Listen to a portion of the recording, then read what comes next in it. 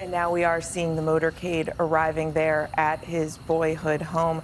When the motorcade arrives, they're going to pause and cut the engines, and that's intentional so that we will all have a moment to sort of hear the silence and the sounds of nature that Jimmy Carter used to hear and enjoy as a boy.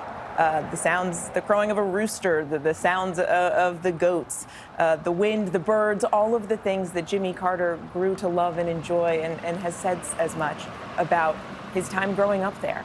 And then we're going to see a bell ringing ceremony. And this is the bell that a young Jimmy Carter woke up to every morning as a boy. It actually inspired his book, An Hour Before Daylight, those childhood memories of it ringing every day to wake the family and to start their day on the farm. Mary Jordan. And out back from the boyhood farm is a pond. And in 2018, when I was talking to the Carters, they were having dinner, and they said, "We just went fishing out back." And Rosalind said, "And I caught the bigger fish." Making a point to say that. Let's pause for a moment and listen in as Jimmy Carter now makes one final return to his boyhood home.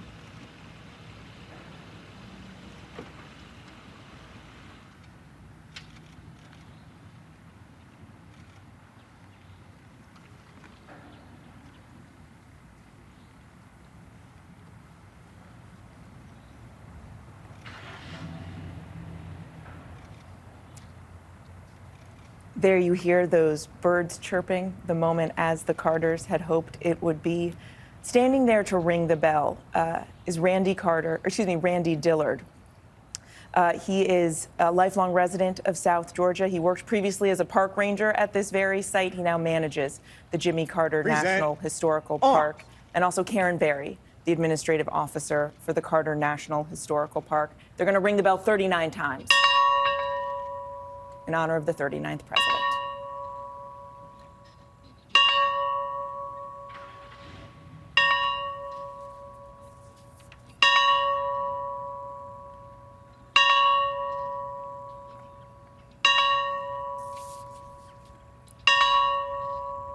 This is the very same bell that woke a young Jimmy Carter every morning, an hour before daylight, as he wrote, rousing the family for yet another day of work on the farm.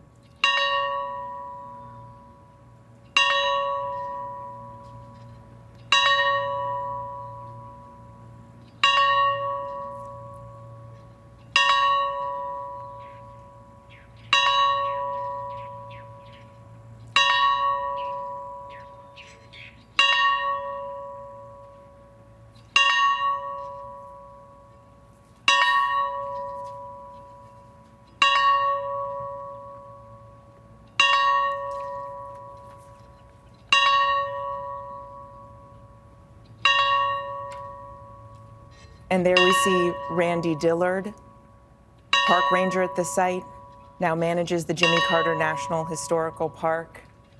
And so many of those other National Park Service employees, people who I suspect also spent a fair amount of time with the Carter family and also maintaining the family home, which, as we've said, is now back in its as close to its original form as possible.